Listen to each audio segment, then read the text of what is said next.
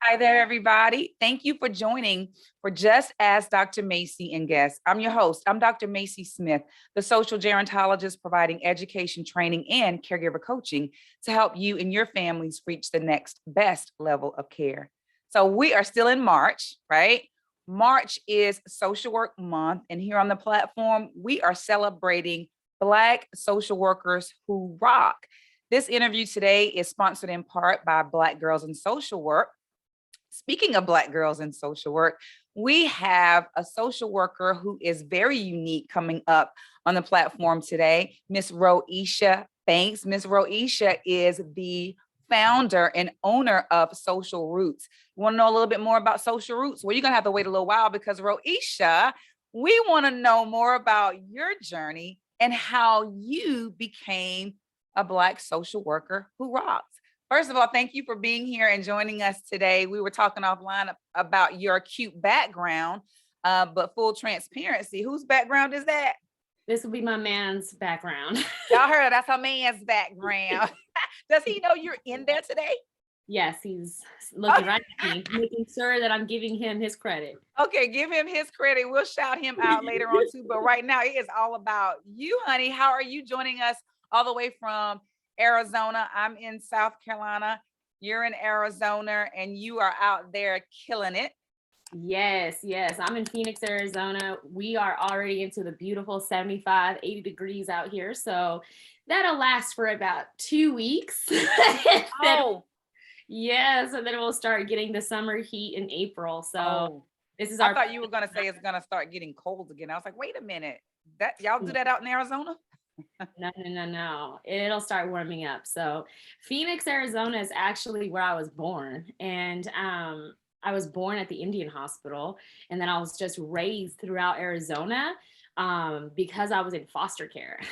Oh, I was wow. there until I was 8 years old. And so when you shared why did I choose social work, I think social work chose me. Oh, wow. Tell us Yeah. why you say that.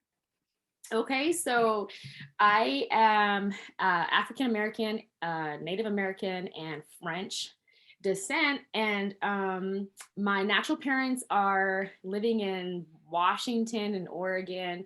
I was born in Arizona and born into the foster care system, and I kind of traveled throughout. I went into my forever home at 5 years old, and I stayed there with my mom, Miss Bernice, and she adopted me at age 8. And so my mother is a full-blooded Native American woman. She was Hopi and raised me in the culture, raised me in tribal land, adopted me into that Native American tribe. And so that's the tribe that I love. That's the tribe that, the language that I speak, the culture, the values. And that is part of who I am as an Afro-Indigenous woman. I also, in that experience, am a survivor of sexual abuse, child abuse, and trauma. I am a first generation college graduate. Oh, I wow. went to Arizona State University on a full ride. And because I was first generation, I had no idea what I was doing there. And by the second year, I lost all my scholarships. It was hard. It was a predominantly white institution. I was struggling with so many different things, and I was blessed to stumble upon my best friend, and she's my best friend still. Her parents kind of took me under their wing. So my sophomore year, I ended up changing my major to political science and African American studies. I double majored and I got out of there in 4 years. I studied abroad in Ghana. I'm really, really thankful for my best friend's parents because really without them, I would have dropped out many times. I had 3 jobs. I was trying to figure it out. Like it was hard. It was so hard. And nobody talks about how hard it is to stay in college once you got there. And Right. so there's a lot of programs and resources to help people get to college, but they don't understand for, people like us or people of color, how devastating it is, to be inserted into a community that does not look like you, does not operate like you, does not share the same values. And so I graduated with double majors and I was like, I don't know what I'm going to do. It's 2011. The economy sucks. What are we doing? So then I went to the Master of Social Work program in the University of Houston. Shout out to UH. And that is where I really found my calling. And I was like, wow, I do like helping people. I do love serving the community. I feel really blessed to be able to sit in those spaces, in those homes of people, because they, until I open my mouth and share what I've been through, they have no idea. Right. That's right. Yeah. And so when I'm sitting down with children or youth or foster youth, I'm like, look, I get it. They're like, no, you don't. I'm like, no, I do. Look, Roicia is like, you know, you don't know my story. I do get it. So, you know what, listening to your story reminds me of one of the main reasons I got into social work as well. So I'm from the deep South, South Carolina, like dirt roads. I don't know if y'all got dirt roads out there, but we got dirt roads, rock roads, you know, mud puddles, right? And so, you know, we take in our own. And so my second cousin, my mom adopted her, so she's my sister. So I remember when the social worker came to our house before my mom adopted her and was getting all the paperwork together, getting everything squared away so that way she could be ours. And I was just sitting there looking at the social work lady, and I'm like, I want to do what she's doing when I get older or when I become a professional. That's what I want to do. Had no idea, Roicia, at the time that it wasn't about the money, right? Because you come in the field of social work to actually help people and to help leave people a little bit better off than how you found them. And so as you were sitting here telling your story, God knew you were going to be a social worker before you knew you were going to be a social worker, you know, simply because what you have experience, not only experience, you said you are a survivor. You are a survivor, a fighter, and a thriver. And when you were talking about your struggles in college, so I'm an HBCU professor and a HBCU trustee, and you just kind of solidified for me again, because you know sometimes you don't ever forget, but it kind of fades into the background. You are one of the biggest reasons in folks who share your experiences why HBCUs are necessary. Do you agree with that? 100%. So much so that I made it a point to help my bonus kids get into an HBCU because I knew what that meant. Or would that be Benedict College or South Carolina State University? No, it's neither. It's neither. It's Paul Quinn. But you know, I thought about so I was raised in Arizona, and our population is like 10%, 8% at the time, Black people. So I didn't grow up with any Black people. I was the only Black person in all of my elementary, all of my high school. Most of my high school had 3 or 4 Black friends. Definitely one of 3 who were Afro-Indigenous. So I did not have any knowledge of an HBCU. Also, did not anticipate going to college because where I grew up, lots of people don't. I think I'm a graduating class of 250, and maybe 10 of us went to college, maybe 4 of us graduated. So there's that. So ASU was kind of like the first insight into college, and it wasn't until like the 3rd year maybe that I was like, this HBCU stuff. And I started thinking about it because I was an African American studies major. And I said, oh, well then, doesn't this make sense? And probably why the reason why I did a double in African American studies is because those were African American professors, and I spent a lot of time underneath them, a lot of time. They served as my mentors. I was at their homes, and that's an experience that, thank God, I was able to cultivate at a PWI. So I did not have a good idea of what African American people contributed to anything. And so the only thing I knew was the Cosby Show. Oh, bless your heart. Well, you know, I can't really say bless your heart because that was a positive, more realistic depiction of where, you know, the typical family, what the typical Black family looked like. I came from a 2-parent family. You know what I mean? And so we got to be very careful on how the narrative is spent. And so when I saw the Cosby Show, I saw my mom and my dad. The only difference is my mama didn't like school. So, you know, she wasn't nobody's lawyer, right? You know what I mean? But my daddy had his own business. And so that was, I like the fact that you had a positive outlook on what an African, a Black family looked like. In media. but In media, right. life, that wasn't my experience. And because of that, I thought I wanted to be a lawyer. That was the only connection that I made. And so for the longest, I lived with that impression that I wanted to be a lawyer. So when I graduated double major, I was like so overwhelmed. I was like, I don't think I can go into law school right now. And so I chose an MSW program that worked alongside a JD program. And I just fell in love with social work, and I just forgot the whole attorney thing. Now I am in law school now, pursuing a Master of Legal Studies for federal Indian law. But Oh, I that's, love that.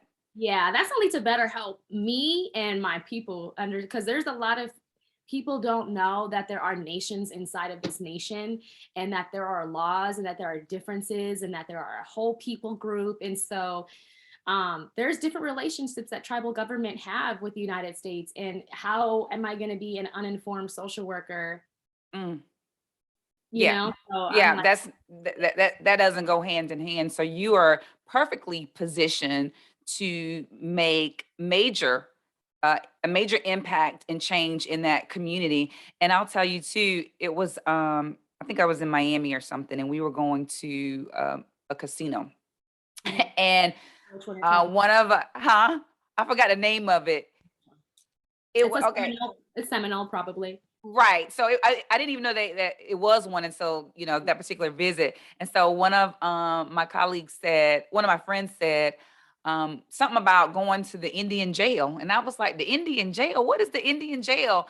And she was telling me like where the casino was, it was on I guess Indian land. We got an Indian land, South Carolina, but it was like on a reservation, and like they have different laws and Mhm. different things that you have to abide by. So I thought that was very interesting.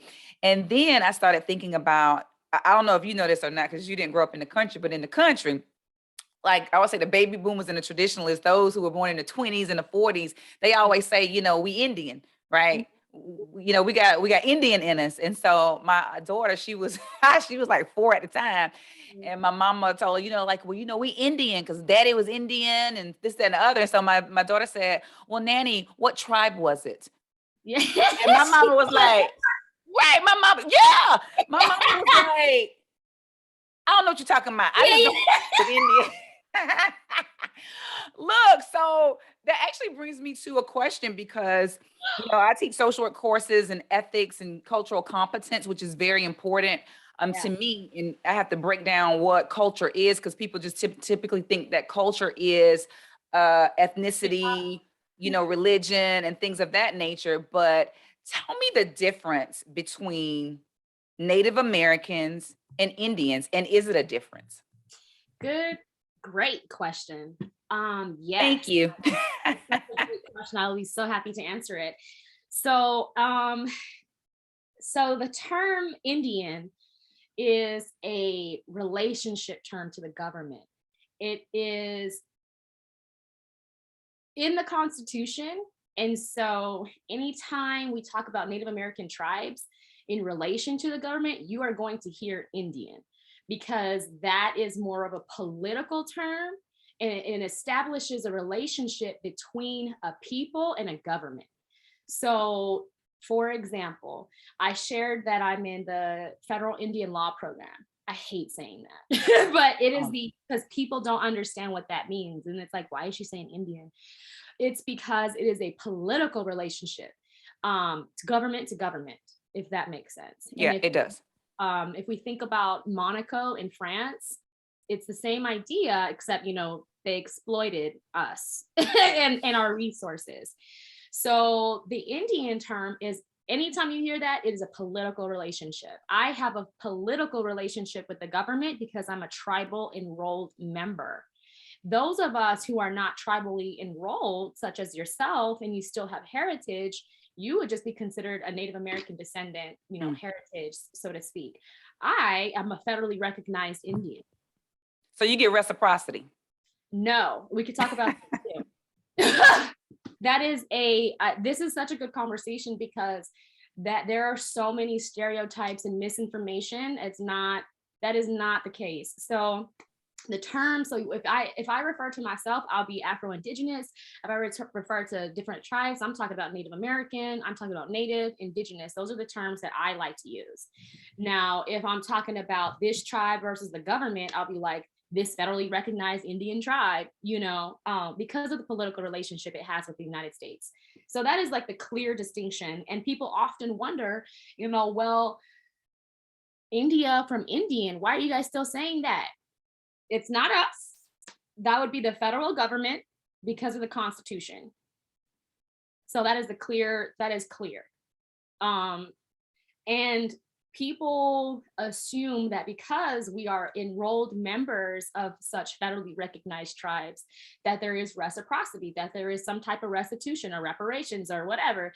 They did us just like they did Black people. That's right. Ain't no difference. That's right.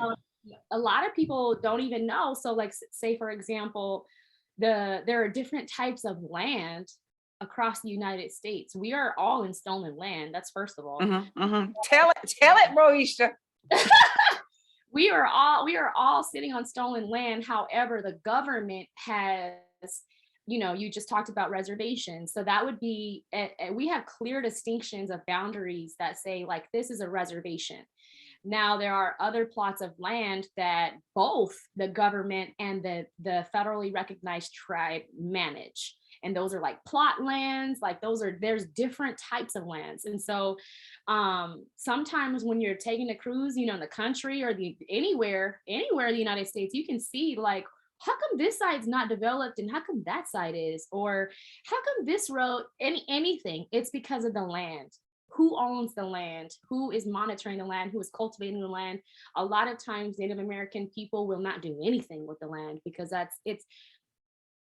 we don't own the land. We never said that. The only people who said that are the United States government. And so, and there are different laws, and because of those different relationships with tribes, they all say different things. Now, each tribe has the ability to create revenue and employ their people, hand out checks on a quarterly basis, whatever that looks like. So for example, I live in Phoenix, Arizona. Salt River Pima Maricopa Indian community is one of the biggest lucrative tribal nations in the United States because it is next to one of the biggest cities of the United States. Got you. They're able to benefit off of, if you think about how you've been raised in the country, you think about how difficult it would be to have a casino in the middle of nowhere. Nobody would go there. Nobody. So oftentimes you see them off of the interstate or where it's a lot of foot traffic and car traffic. You're exactly right. So we have to use common sense when we think about this, right? So if you come to Phoenix, you'll see that there's 2-3 different casinos here that you can choose from the metropolitan area, and each of them are connected to a different tribe. So if that tribe is able to generate revenue and income and employ its people, then that's a different system than that which is in the boonies, nowhere, struggling, fifth world. Like I tell people all the time, we don't have to go out anywhere to help American Red Cross, nothing. They could actually just go into tribal nations and see that we are literally in a third world within the most developed nation of the United. Like, no, when I took my journey to Accra, Ghana, I was there for 3 months and it was like home to me because it was the same conditions that I was raised in. And the people who I went with are just like, oh my God. Right. And I'm like, yo, let's go get some water so we can go take a shower. Like, what are you talking about? Yeah. So it's the same conditions. Like you have to, and I'm very similar to those in the country. I share with my boyfriend all the time, like it is the same oppressive. It does not matter what ethnic background. We might have different experiences because of types of trauma, i.e. slavery and boarding schools, like those type traumas look different. However, we have been treated in the same capacity, Yeah. Ain't no reparations. Look, because when you said I am authentically, I couldn't wait till you got a pause in there. So I said, okay, so reciprocity, reparations, are y'all getting that? I remember seeing this is kind of embarrassing, but it's not, because I look at the court shows sometimes. Mhm. And I forgot, I don't know, I think it might have been Judge Judy or somebody. And it was someone who was, I'm going, and you tell me if I'm using the wrong term, full-bred Native American. And she was getting reparations. She was getting a check every month. And I was like, so it really does happen. Okay. So there really is an opportunity for Black people too. That's what I was thinking. But that was about 20 years ago. This is such a good conversation. So many things. So we talk about, let me talk about the first piece. So when I shared earlier about land, so some Native American people have been allotted land, right, through their generations or what have you. Now, because of land development, expansion, and all of these other things, I'll give you an example.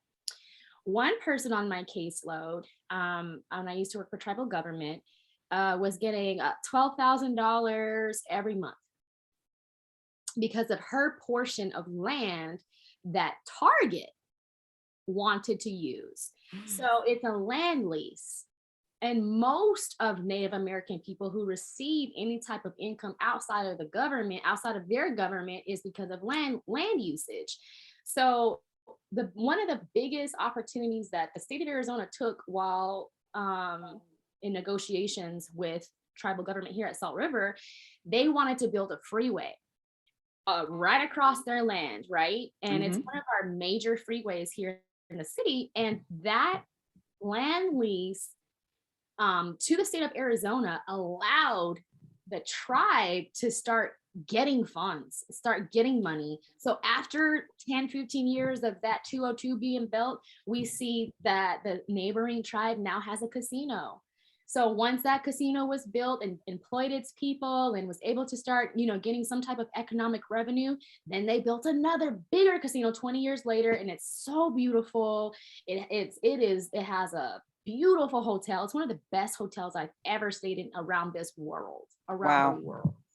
And they have like a Top Golf, and they have the biggest concrete distribution in Arizona.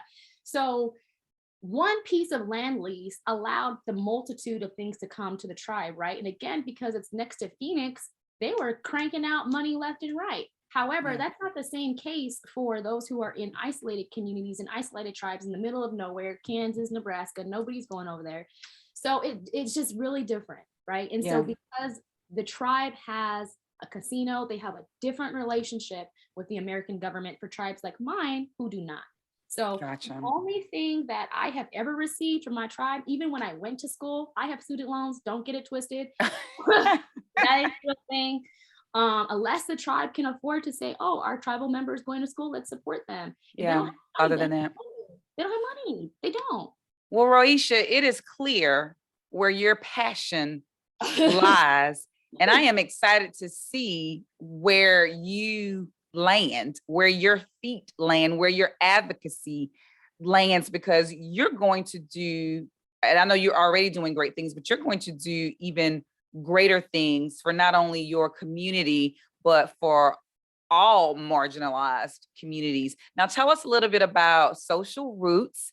Tell us about your vision behind Social Roots, because I'm highlighting on the platform just non-typical or atypical social work jobs. We ain't all working at the Department of Social Services. We ain't all working for the government or a state agency. Because when I was growing up, and not so very distant past either, you supposed to work for the state. You got to get state benefits. Those are the best benefits ever, baby. When I tell you, I have found the light, and it is in doing what you love to do. And when you can make money and change the lives of people who probably would not have been able to even, fathom doing well, doing better, doing good, or being successful, when you can impact the lives of someone else by doing something you love and making a little bit of change. Oh, we definitely want to hear that story and that journey. We want you to inspire and motivate the people, and tell us a little bit more about Social Roots. Absolutely. So I also did my time at DCS in Texas. I did my time. I did 2 years over there working on the disproportionality team. That's a whole different thing. I moved back to Arizona because, you know, my culture is super important. And in my culture, in my tribe, women take on the next things, right? So my mother was getting older. It's my turn, my journey. So I come back home. I worked for tribal government for about 4 years. And that was always my goal. I always wanted to come back and work for my people, always. And when I started to see the system from the same system from DCS trickling over into, I was like, wait a minute. We don't have to do the same things that they're doing. We are our sovereign nation. Like, we can do what we want to do. Why are we doing the same thing as them when it's not us? We don't work that way. And the cherry on top is that I was actually having to report to a white woman, a white director woman. I was constantly in battle with. I had, oh man, if we can talk about toxic work environment, that was it. Microaggressions, say less, you know. I have really bad trauma from that. And I was supplementing, like, I really want to be here for my people, but this is toxic. It's killing me. I thought I had Crohn's. I thought I had all types of stuff around me because of the stress. So in the moments, I was like, I got to do something different. How can I start creating my own thing? How can I start giving solutions in the way that I see fit? Because the solutions that I'm giving to them, they don't want, they don't care about. And it's evident because, like any system, unless you have people in it and coming through, that's how we all get paid. So if there's no children in foster care, there's no jobs there. So I'm like, I see what y'all are doing, and I'm not down with that. And so I had established relationships with a few attorneys and started talking with them. And I was like, what can I do? What can I do? What can y'all pay me to do? I know y'all need me. And so they started paying me to do their home visits and with the civil court cases. And so I was like, oh, absolutely, because there's a lot of pieces that they don't understand that they recommend for that don't make sense. And so I built up my, network of attorneys, and that is how Social Roots got started. So I named it Social Roots because social work. And then for me, I believe, because I've seen it happen within my own community, my own life, how the foundation of what you're given, the roots, right, to bear the fruit. If you don't have healthy roots, you do not have healthy fruit. So say the word. I named it Social Roots for that. And I'm like, no, we got to start with ourselves, our community. We can't rely on the government. We can't rely on other people to come save us. They're not coming. I'm telling you, they're not. So I started out doing home visits, and then I quit that job. That was not a good situation. I quit the job. I walked out, and I was like, okay, this isn't enough though. I need to do more. I need to start, because I have car payments and all the real things of life. And so you're a real grown up now. So you're a real grown up. So you got real grown up bills. And that's how you know you through is when you walk out with nobody's plan. Like, okay, I'll just figure it out. I go wait tables again. I ain't ashamed. I put myself through college. I can do it again. So that's right. What do I got to do? So I started going into the community, inserting myself into the community, showing up, volunteering, showing up to see what the issues are, meeting who's who, establishing a network, learning where the money resides. That's the main thing. Learning where the money's at. How in politics, and I'm sure you'll agree, social work, you have to have those things together. Politics and social work go hand in hand. So if you're not paying attention to politics, you're not an informed social worker, because it has a trickle down effect in the communities. And so I was like, I want to go see what's going on. So once I did that, I ended up in different types of contracts. I was registering Native American people to vote on my tribal nation, which was super, super interesting.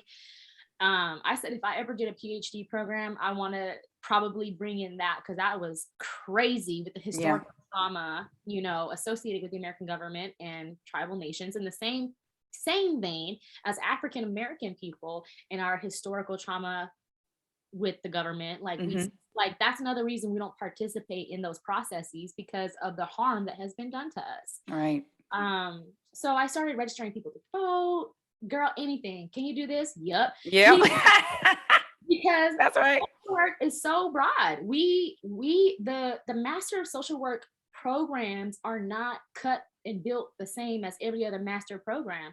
I felt like I said, did I sign up for this? So, and let me tell you this, Roicia, since you mentioned this, I consider myself a practicing professor because I still practice in the field. I'm a court appointed guardian and Oh, guardian ad litem. And so the courts call me in whenever a vulnerable adult has been taken advantage of to act mhm. in their best interest. And I'll Yeah. tell you, and it's really not, and I like that you talked about to first the first thing you should do as a social worker, and this is what we do innately and don't even really realize it, Mm, we go to where people need us most, right? And then we figure out how to monetize that. Now, I'll tell you, it took me a minute to figure out how to monetize anything because I'm like, I'm just helping the people, but like you, I got grown woman bills over here. You know what I mean? I got me a real big house with real big bills. And so people don't mind paying for quality service that is positively impactful, and it not only impacts that person, but it impacts communities and societies and things of that nature. When people feel good, they do good, they're less ill, and they spend more money. We in America, we got to keep it real. It has to go back to the bottom line, and that's the dollar bill, the economics. And so once we figure out how we can be a blessing to other people, then the finances and the security typically comes, because I can tell that you're excited about what it is that you do. So much so, I got to invite you to my class and do like a guest lecture on this whole thing here, because I'm up there talking. I said, but y'all know I'm Indian, but I'm not like the real Indian because I don't belong to no tribe. You know what I mean? And so I think it's so cool and so interesting how you allowed your passion, to fuel your purpose. A lot of times people don't know what their purpose is, but they know what they're passionate about. And once you put that into play and you're a direct reflection of that, then it all comes together, baby. I see you in the courtroom. I'm gonna be watching you on like First 48 and stuff. I'm like, oh, that's Roicia. Get them, get them. I'm very excited about that. So, your future is absolutely bright. If it's anything that I can do and that we can do on this side, we're definitely here to help you. So I want you to shout out your social media, tell people how they can get in contact with you and just what's coming up next for you. Yes. So I will share that I have an annual program called Attitude, a mental health summit for African American women. And I curated this because I got tired of sitting in African American homes in the living room trying to explain that ADHD is a real thing, trying to explain that you know what I'm saying? And I'm like, what is it? This stigma, this shame, like I can't do this in every living room. And Mhm. so they don't realize, because a lot of grandparents are raising grandchildren and what have you. And so they just don't realize is how things have changed. And I was like, I want to take an opportunity to educate lots of people about these topics one at a time. I mean, at the same time.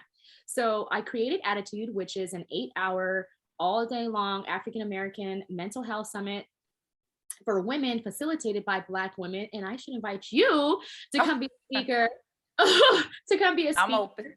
Yes, I had a social worker from New Jersey come in. Like it was a beautiful time. So each time I've done it, so we've done it 2 times. It's about 120 women who come and just love on each other, just be in a space where we Mhm. can just let our hair down, talk about things that disproportionately impact us without the racial bias of Just real man, talk, no added factors. Yeah. nothing. Like, you know what?